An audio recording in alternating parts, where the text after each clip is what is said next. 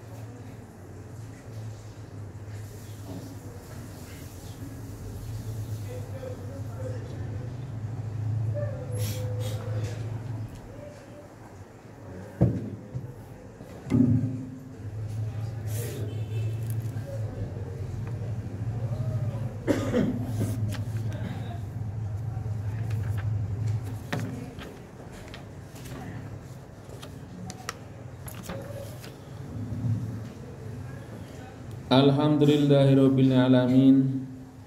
Wassalatu wassalamu ala asyrafil anbiya wal mursalin wa ala alihi wa ashabi ajmain.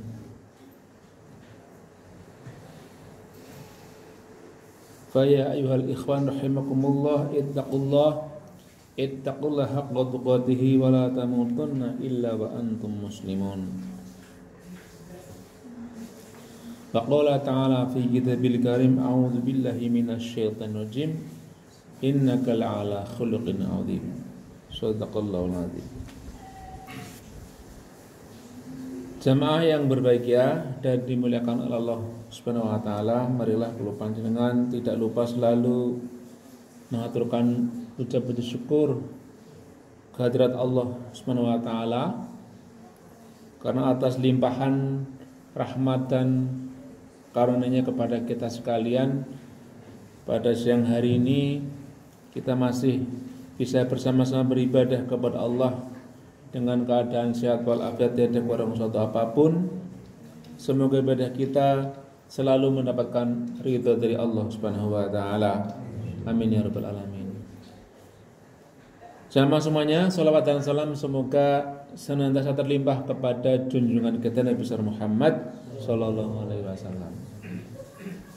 Hadirin ahli Jumat rahimakumullah, saya berpesan kepada diri saya pribadi terutama dan umumnya kepada panjenengan semua, marilah kita tingkatkan takwa kita kepada Allah Subhanahu wa taala dengan takwa yang sebenar-benarnya, yaitu dengan melaksanakan semua perintah Allah dan menjauhi segala larangan Allah Subhanahu wa taala. Takwa itu merupakan capaian karakter kita yang paling utama. Ini jamaah semuanya, karena sudah ditegaskan oleh Allah Subhanahu wa taala bahwa yang paling mulia di antara kita semua adalah yang paling bertakwa kepada Allah Subhanahu wa taala. Jadi niku derajat yang paling tinggi yaitu menjadi al-muttaqin, orang yang bertakwa. Tampaknya kelihatannya sekilas mudah begitu, melaksanakan perintah Allah, menjauhi larangan Allah Subhanahu wa taala. Sepertinya hanya ringkas begitu, tapi ketika diimplementasikan mungkin bagi orang awam seperti kula panjenengan sangat berat sekali. Karena begitu banyak perintah Allah, ada yang besar, ada yang kecil, ada yang berat, ada yang ringan. Begitupun larangan Allah bermacam-macam. Ada yang berat, ada yang kecil, ada yang besar ataupun kecil, berat dan juga yang ringan. Itu merupakan apa niku ujian bagi kita sekalian, betapa hidup ini sebuah perjuangan, perjuangan untuk semakin mendekatkan diri kepada Allah Subhanahu wa taala. Jadi ada sebuah ungkapan para ulama, al hayatu jihadun. Hidup merupakan jihad ataupun perjuangan. Perjuangan dalam rangka apa? Perjuangan untuk bagaimana kita makin mendekatkan diri kepada Allah dengan cara apa? Dengan cara melaksanakan semua perintah Allah dan menjauhi segala larangan Allah Subhanahu wa taala. Takwa juga dikatakan sebagai napa niku bekal yang paling baik untuk kelak kita nanti menghadap Allah Subhanahu wa taala. Dalam sebuah surat dikatakan wa tazawwadu fa inna khairaz zadi taqwa, dan kalian membawa bekallah ketika akan menghadap Allah, dan sebaik-baik bekal adalah bertakwa kepadanya. Jamaah rahimakumullah, hari Jumat yang berbahagia, insyaallah kalau panjenengan mungkin beberapa hari ini ya sudah masuk bulan Maulid gitu, dan minggu depan kalau tidak salah itu sudah peringatan bulan Maulid tahun ini, tahun 1445 Hijriah. Nah, bulan Maulid menika sama semuanya mengingatkan kita kepada kelahiran ataupun sosok dari Nabi kita Nabi besar Muhammad Sallallahu Alaihi Wasallam. Itulah yang kita peringati setiap tahunnya, setiap tanggal 12 Rabiul Awal, kalau panjenengan memperingati, mengingat tentang kehadiran di dunia ini Nabi kita Muhammad Sallallahu Alaihi Wasallam yang kemudian membawa agama Islam, menerima wahyu Al-Quran, dan menjadi penutup para nabi. Tidak ada nabi setelah Nabi kita Muhammad Sallallahu Alaihi Wasallam. Sedikit saya sampaikan sama semuanya bahwa Nabi niku dikatakan oleh para sejarah lahir pada tahun gajah, Amufil, tahun gajah. Ya bukan bertepatan pada hari itu ada peristiwa penyerangan Ka'bah oleh Raja Abruhah terus Nabi lahir mboten, tapi pada tahun tersebut mungkin beberapa bulan setelahnya atau sebelumnya sebelum kelahiran atau setelahnya terjadi penyerangan oleh Raja Abruhah kepada Ka'bah. Ana pripun? Iki nang Mekah kok rame temen sing ibadah. Kalau orang ibadah banyak dari berbagai macam penjuru kan mungkin wonten nilai ekonominya begitu. Kenapa enggak ke Yaman saja? Makanya saya pengen mereka beribadah di Yaman, yang Mekah Ka'bah saya hancurkan. Niatnya seperti itu karena Mary dengan kegiatan-kegiatan peribadahan di sekitar Ka'bah ataupun di kota Mekah. Karena Mary seperti itu, mereka atau Raja Abruhah berangkat dengan sekian ribu pasukan dan juga ada pasukan gajahnya. Tapi mereka dihancurkan oleh Allah Subhanahu wa taala. Sebagaimana yang terekam dalam surat Al-Fil kalau kinten panjenengan sampun pirsa sedaya bagaimana bunyi surat dari pada surat Al-Fil yang menceritakan pasukan gajah yang menyerang kemudian mereka dihancurkan oleh burung ababil. Itu diantara keistimewaan satu, bahwa beliau itu ditandai dengan hancurnya pasukan gajah tadi itu oleh seorang penulis bernama Umar Abdul Jabbar, dikatakan dalam ringkasan kitab Sirah Nurul Yakin, ikroman li wiladatin Nabi Sallallahu Alaihi Wasallam. Jadi dihancurkannya pasukan Ka'bah itu untuk menghormati kelahiran Nabi kita Muhammad Sallallahu Alaihi Wasallam, untuk menunjukkan betapa tahun-tahun yang penting karena lahir seorang Nabi akan membebaskan umat manusia dari api neraka.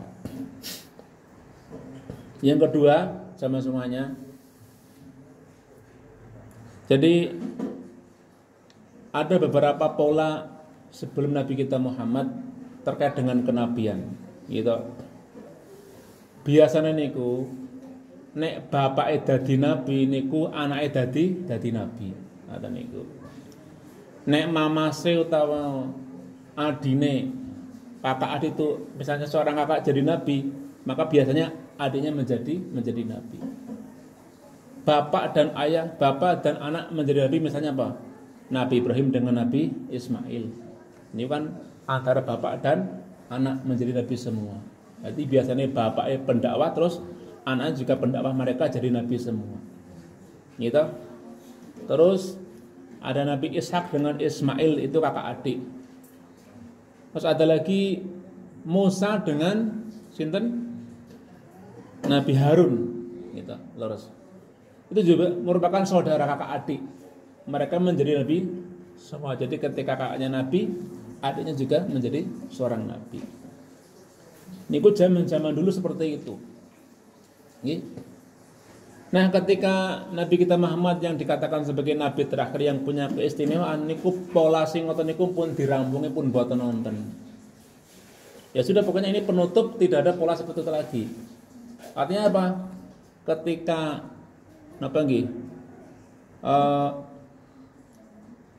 Muhammad lahir, ketika katakanlah dia akan diangkat menjadi nabi, kan mungkin nanti ada peluang. Mungkin karena pergulatan sosial di masyarakat, mungkin saja nanti ada peluang si ayah juga menjadi nabi. Tapi itu buatan terjadi karena apa? Ketika nabi dalam kandungan, bapaknya sudah meninggal. Jadi peluang nanti ayah menjadi nabi tidak terjadi sama sekali. Sudah tutup.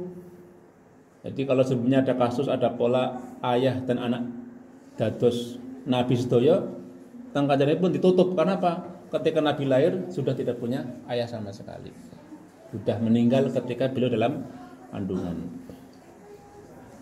Terus yang berikutnya apa? Sama semuanya.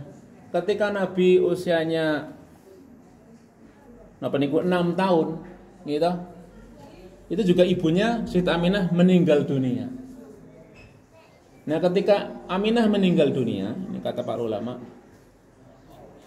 dengan begitu otomatis menutup peluang Nabi punya saudara. Karena apa? Ibunya tidak mungkin menikah lagi, sudah meninggal dunia. Coba kalau andekan Aminah tetap hidup sampai Nabi besar, kemungkinan dia menikah lagi si Aminah, Nabi akan punya saudara.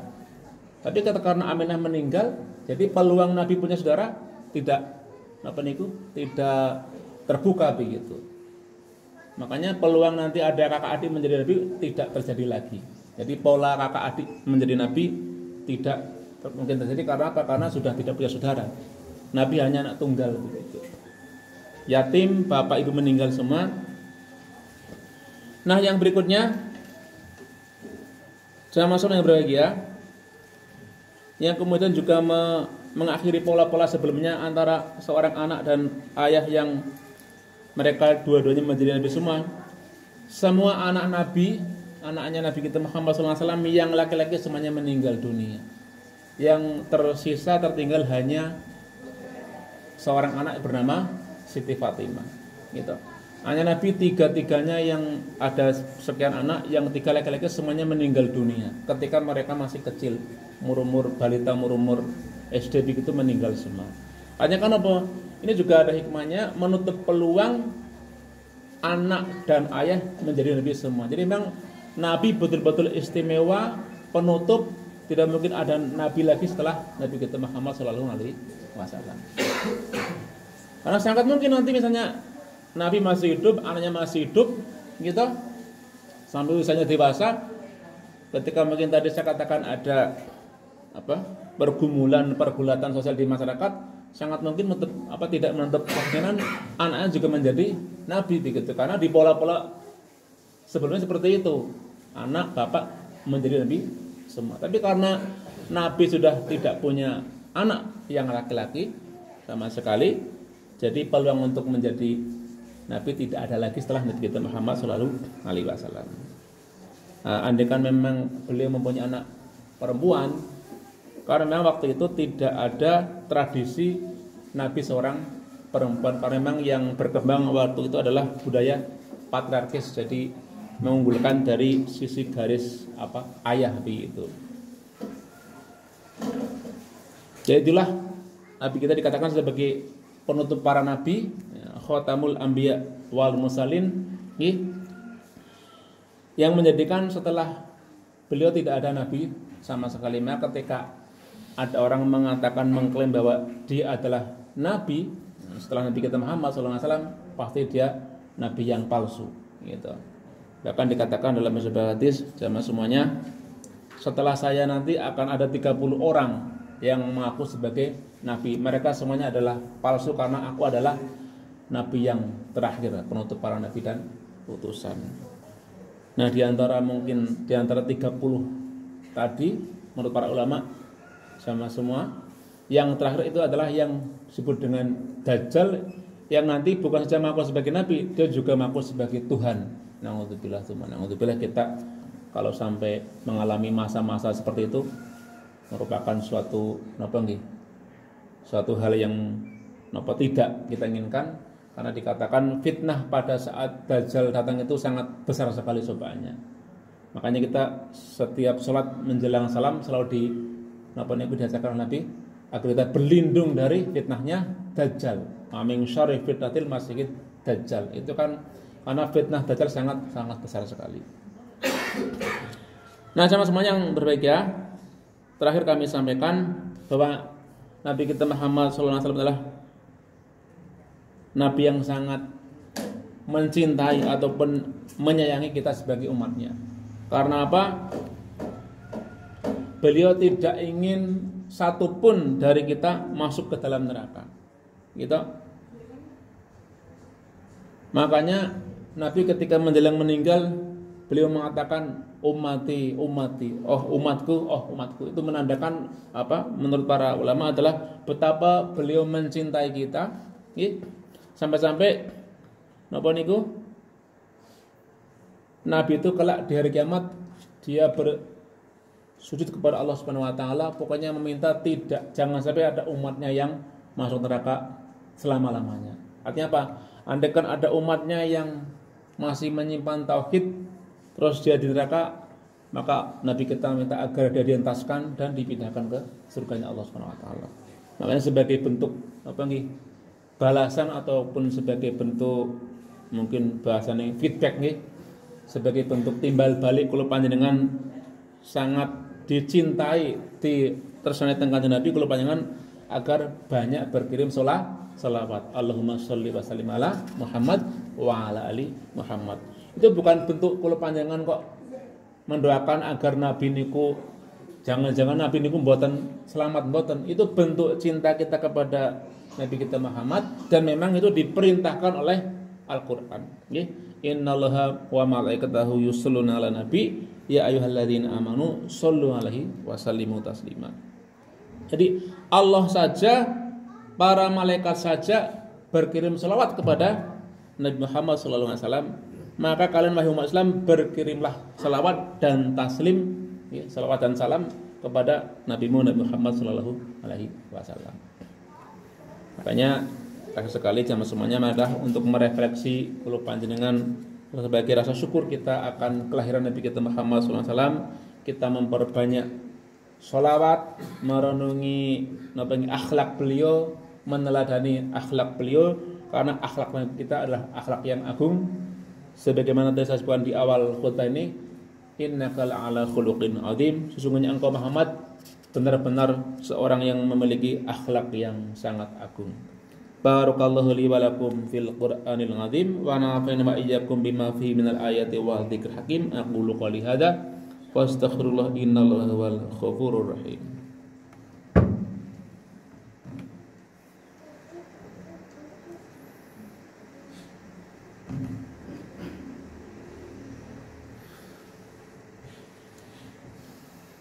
Alhamdulillahirabbil alamin. Wa bihi nasta'inu ala umuri dunya wa din. Asyhadu an la ilaha illallah wa anna Muhammadan abduhu wa rasuluh. Allahumma shalli wa sallim ala Sayyidina Muhammad wa ala ali Sayyidina Muhammad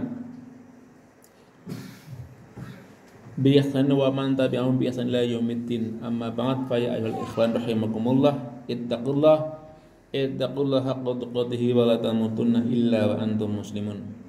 Qala ta'ala fi kitabil karim, a'udzu billahi minasyaitonir rajim. Innallaha malaikatahu yusholluna 'alan nabi ya ayyuhalladzina amanu shollu 'alaihi wa sallimu taslima. Bismillahirrahmanirrahim. Alhamdulillahirabbil alamin. Hamdan na'imin, hamdas syakirin, hamdan yuwafi ni'amahu wa yukafi mazidah. Ya Rabbana walakal hamdu kama yanbaghi li jali wajhikal karim wa azimi sultanik. Allahumma shalli wa sallim ala sayyidina Muhammad wa ala ali sayyidina Muhammad sayyidil awwalin wal akhirin wa radhiyallahu ta'ala an kulli sahabati rasul ajmain. Allahumma ighfir lil muslimina wal muslimat wal mu'minina wal minat al ahya'i minhum wal amwat innaka samiun qaribun mujibud da'wat ya qadiyal hajat. Rabbana la tu'akhidna in nasina aw akhtana. Rabbana wa la tahmil alaina isran kama hamaltahu 'alal ladzina min qablina. Rabbana wa la tuhammilna ma la taqata lana bih wa'fu 'anna waghfir lana warhamna anta maulana fansurna 'alal qaumil kafirin. Rabbi habli hukma wa alhiqni bis sholihin waj'al li lisana sidqin fil akhirin waj'alni min warathati jannatin na'im. Rabbi habli minas sholihin Rabbi habli min ladunka dzurriyyatan thayyibah innaka sami'ud du'a. Rabbana hab lana min azwajina wa dzurriyyatina qurrata a'yun waj'alna lil muttaqina imama. Rabbana atina fid dunya hasanah wa fil akhirati hasanah wa qina adzabannar.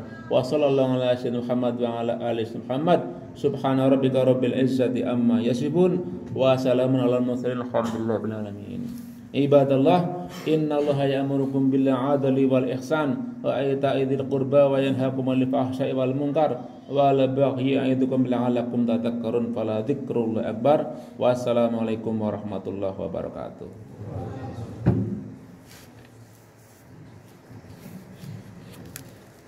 Allahu akbar.